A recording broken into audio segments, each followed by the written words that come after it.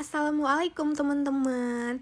Aku mau sharing resep mie gacoan yang lagi viral itu loh. Tapi aku nggak pakai pangsit ya, karena aku nggak punya pangsit. Jadinya penggantinya aku ganti dengan udang aja. Ini dia resep dan cara pembuatannya.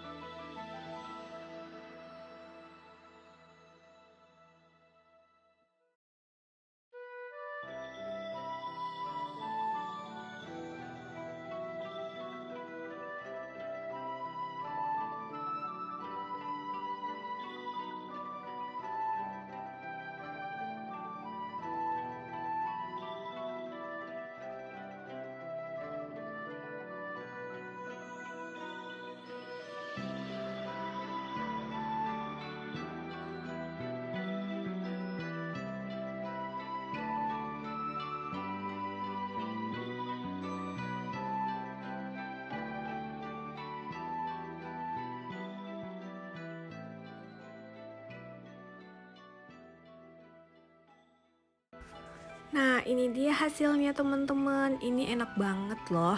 Yang jelas rasanya itu pedas, nampol, gurih, dan bener-bener sedap banget.